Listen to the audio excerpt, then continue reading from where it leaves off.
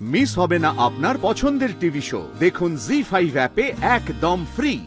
কাপুবাবুর তো কোর্ট 5টাতেই শেষ হয়ে যায়, এখনো আসলো না। সেই 12টার সময় আমাকে ফোন করলো, আমি তো ফোনটা ধরতেও পারলাম।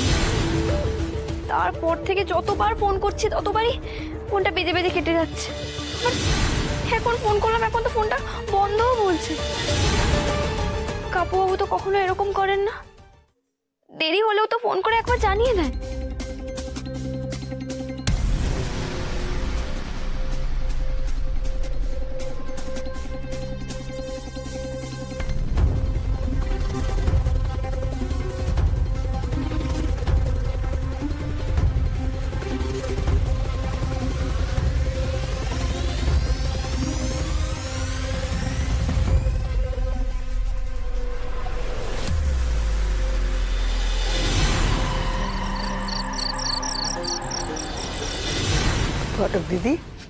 ঘটক দিদি এত চিন্তা করছিস কেন মা?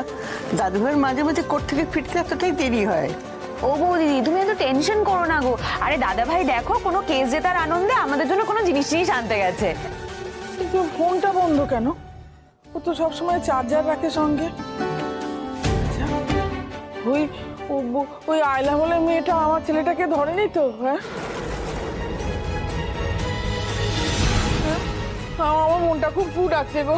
বৌদি আইলা তো জেলে, ওর নামটা এই বাড়িতে নিও না প্লিজ। আরে সবাই এত নেগেটিভ ভাবছো কেন? হতে তো পারে যে ও কোনো বন্ধুর বাড়ি গেছে। না ছোট, আমার ছেলের অত বন্ধু প্রীতি নেই, যখন তখন যাত্রার বাড়ি চলে যাবে। ঘটক দিদি, তুমি ওকে কিছু আনতে টানতে পাঠাওনি তো? ভুলে গেছো? কাকিমা, আমি যদি কিছু আনতে পারতাম তাহলে আমি কি নিজে এরকম চিন্তা করতাম বলুন? কোথায় গেল ছেলেটা? সকালে পুজোর থালা পড়ে যাওয়াটা মাথা থেকে তো বের করতেই পারছি না। মনটা তখন থেকে খচখচ করছে, কোথায় যে গেলেন উকিল বাবু? আচ্ছা, আমার উপর যে হামলা করেছিল সেই উকিল বাবুর উপর হামলা করেনি তো?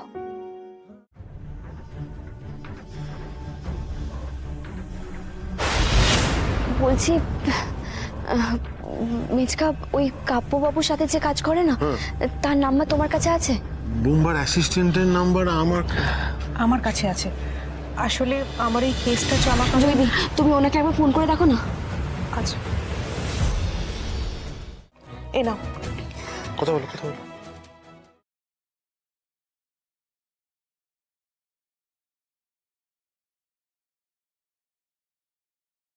হ্যালো হ্যালো, হ্যাঁ দাদা, আমি কাব্যবাবুর স্ত্রী বলছি যে উনি কি এখনো কোর্টে আছেন? না গো বৌদি, কোর্ট তো সেই বিকেল 5টার সময় বন্ধ হয়ে গেছে। আর কাব্য স্যারও কেস জেতার পরপরই বেরিয়ে গেলেন, মানে ওই দুপুরের আগেই বেরিয়ে গেছেন সম্ভবত। এবার কার সাথে বেরিয়েছেন, কোথায় গেছেন, এইসব ব্যাপারে আমি কিছুই বলতে পারবো না। ঘটক দিদি কি বললো গো? বললো উনি অনেক আগে কোর্ট থেকে বেরিয়ে গেছেন।